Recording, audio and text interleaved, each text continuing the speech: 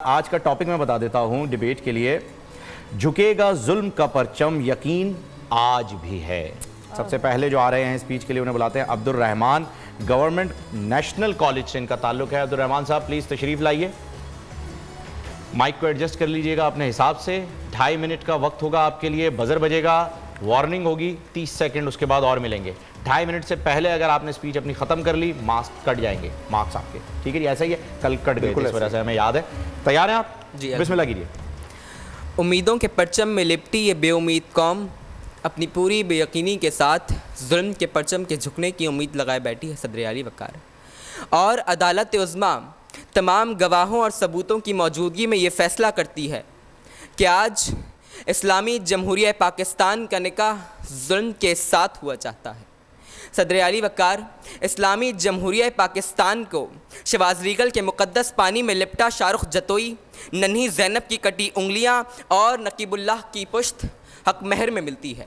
صدر علی وقار مزید فیصلہ یہ طے پاتا ہے کہ آج سے یہ ظلم چاہے تو غریب کے بچوں کو مار ڈالے، یہ ظلم چاہے تو کشمیر میں سرعام گولیاں چلائے، یہ ظلم چاہے تو محلوں کے آگے غربت جلائے، یہ ظلم چاہے تو افلاس کی ماری ماؤں کی مجبور صدائیں بیچ دے، یہ ظلم چاہے تو APS کے بچوں کو شہید کر دے، یہ ظلم چاہے تو انسانیت کا قتل کر کے اس کا جنازہ نکال دے، یہ ظلم چاہے تو صدر علی وقار بلوچستان کے مدرسے کے بچوں کو شہید کر دے، یہ ظلم چاہے تو اپنی ہی قوم پر ظالم حکمران مسلط کر دے، مگر شرط یہ ہے کہ اسلامی جمہوریہ پاکستان اس ظلم کے خلاف کوئی آواز نہیں اٹھا سکتی، کیونکہ اس عدالت میں ظلم کا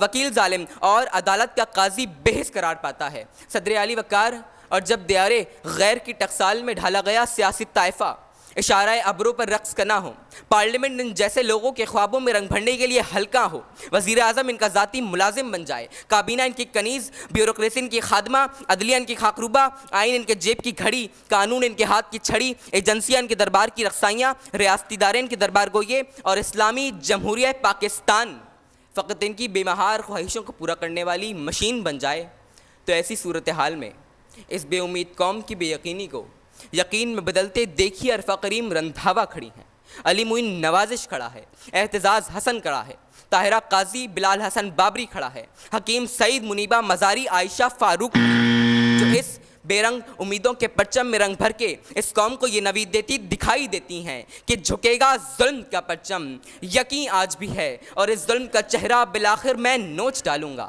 میرے ہاتھوں میں جگنو ہے، اندھیرا کچھ نہیں کہتا، میرے ہاتھوں میں جگنو ہے، اندھیرا کچھ نہیں کہتا، اگر تیراک اچھا ہو تو دریا کچھ نہیں کہتا، اگر تیراک اچھا ہو تو دریا بھی کچھ نہیں کہتا۔ بہت بہت شکریہ۔ بہت خوب جی۔ اگلے مقرر کو دعوت دیں گے حارث عامر، تعلق ان کا کراچی یونیورسٹی سے ہے۔ حارث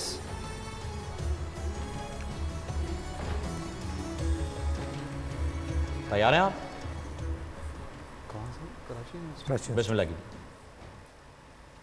جنگ کی کتاب پر پہلا لفظ جرت لکھا ہو تو اس کے آخری صفحے پر لفظ شہید یا غازی لکھا ملتا ہے۔ صدر پرچم جھکانے کے لیے 313 کا لشکر شیر کی ایک دن کی زندگی کا انتخاب کرتے ہیں، اور پھر میدان بدر میں رسم شجاعت ایسے ادا کرتے ہیں کہ پھر آسمان سے فرشتے اتر کر یہ نوید سناتے ہیں کہ مبارک ہو، آج حق چھا گیا اور باطل ڈھا گیا، بے شک باطل ذلیل و ناپود ہونا ہے۔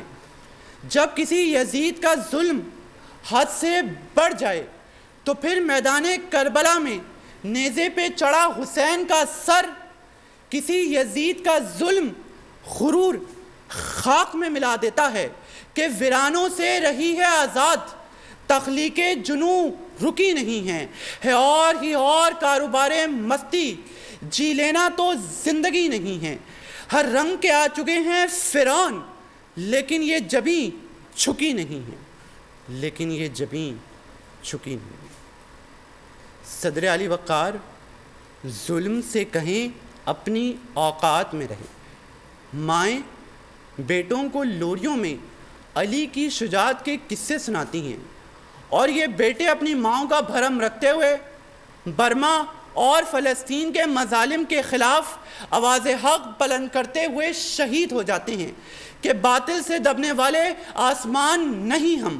کشمیر کی سڑکوں پر بھارتی مظالم سے لڑتے ہوئے برہان مظفر وانی کا جسم لہو لہو ہو جائے کہ ہمیں ٹوٹ جانا تو آتا ہے مگر جھکنا نہیں آتا.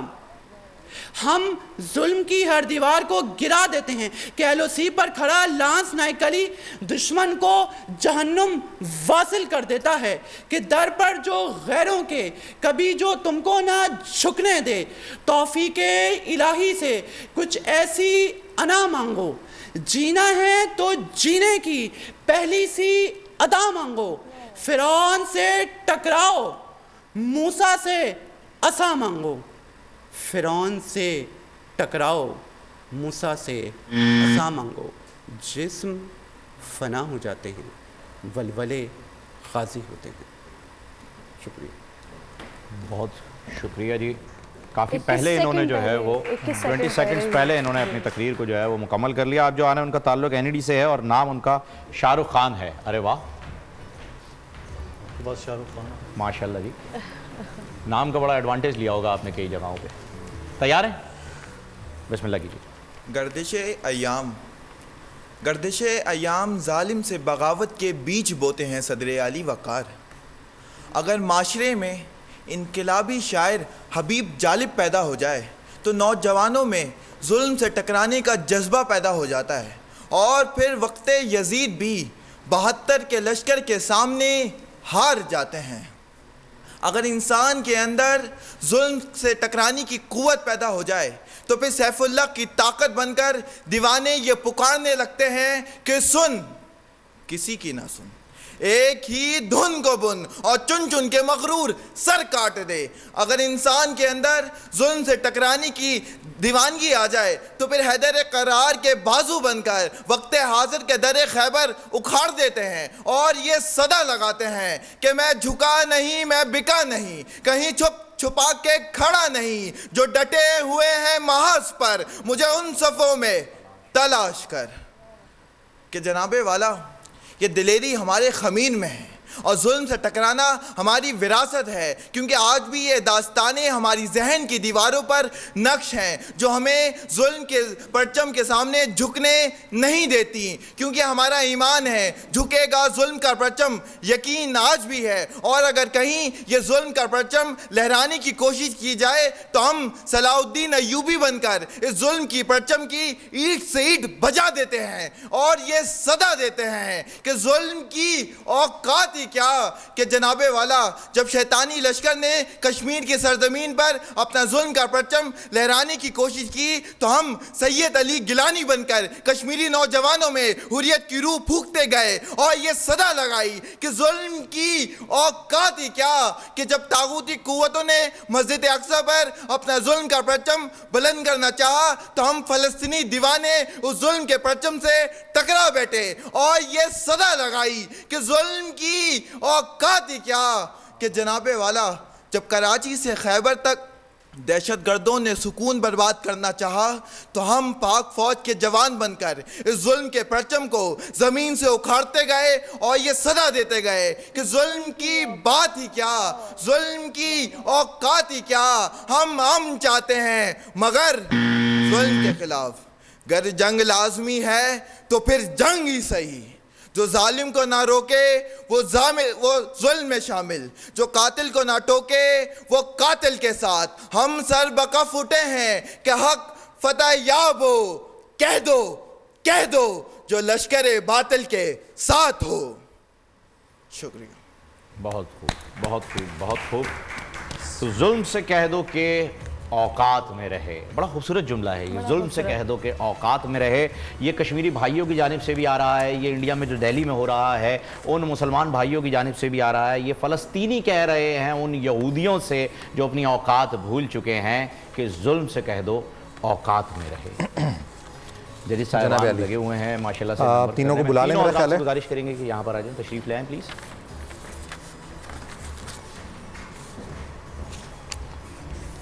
چلیں جی, بہت شکریہ آپ تینوں کا. اور ماشاءاللہ آج جو ہم جانرا کی جس کی بات کرتے ہیں ڈیکلیمیشن کی, وہ آج فلیور ہمیں دیکھنے کو ملا تینوں کی طرف سے, جس میں مزہ آیا اس کے اندر. کل بھی اور اس سے پہلے بھی مدثر کا یہ اعتراض تھا کہ جو ہم جس کو ڈیکلیمیشن اناؤنس کر کے کروا رہے ہیں اس میں ہم تقریر کا عنصر دیکھ رہے ہیں مسلسل. تو آج ہمیں وہ چیز نظر آئی, جس طرح سے آپ نے اپنے مواد کو جس طرح سے سمیٹا تھا اور جس طرح سے شروعات ہوئی, آگے لے کر بڑے ایک منظر بیان کیا, ریٹورک سامنے آیا. تو وہ صرف جو آج میرے پاس مقابلہ رہا زیادہ وہ انداز کا تھا اور اس مینجمنٹ کا تھا کہ جو موضوع تھا اس موضوع کا مقصد کیا تھا اس جملے کا, اور کس نے اس مقصد کے ساتھ انصاف کیا, کون اس موضوع کے کچھ ایک آدھ الفاظ کے اوپر اپنی تمہید کو لمبا کر گیا اور جو اصل مقصد تھا اس پہ کم وقت لگایا. جو اصل مقابلہ میرے پاس تھا وہ چند پوائنٹس کا اور وہ صرف ان چیزوں کے درمیان ہے, ورنہ تینوں نے آج بہت اچھا بولا.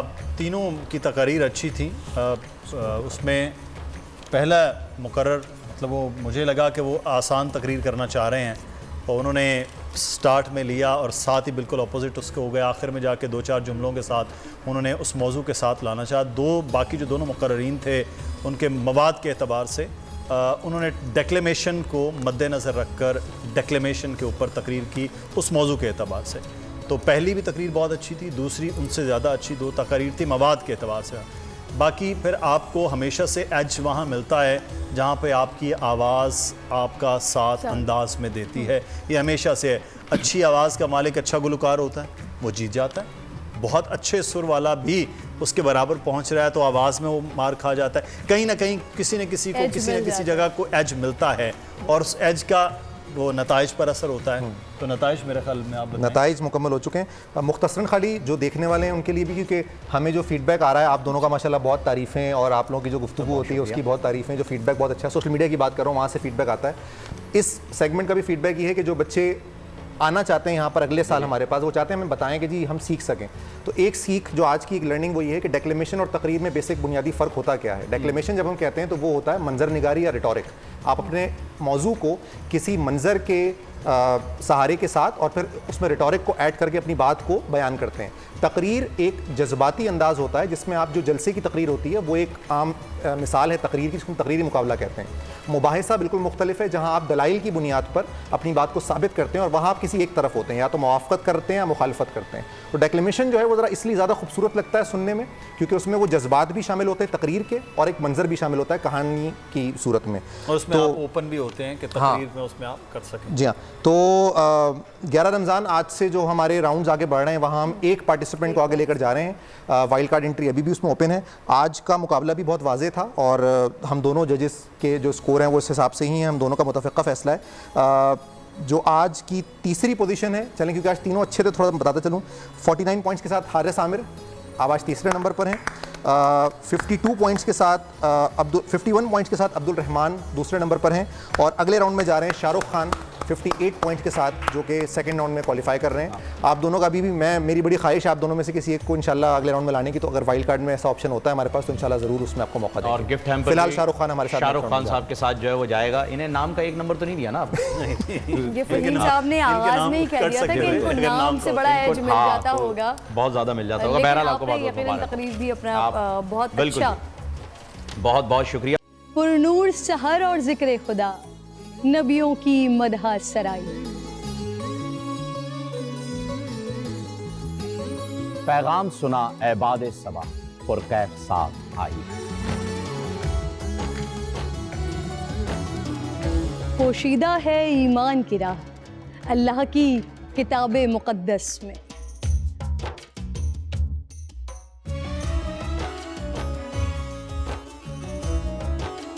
بس غور و فکر کا در ہے کھلا, حکمت سے سجی اس محفل میں. ہے لب پہ دعا زدنی علم, روشن ہی رہے یہ سارا جہاں. رم جھم رحمت کی گھٹا, ہر ایک نے ہدایت پائی. نعمت اور برکت سے سجا افطار و سحر کا دسترخوان. ننھے پھولوں نے مل کے کہا آج روزہ کشائی ہے. رمضان المبارک کی خصوصی نشریات رمضان میں بو. رمضان میں بو. رمضان المبارک کی خصوصی نشریات رمضان میں بول فہیم خان اور کرن ناز کے ساتھ روزانہ صبح 3 بجے سحر ٹرانسمیشن اور شام 5:30 بجے افطار ٹرانسمیشن صرف بول انٹرٹینمنٹ پر.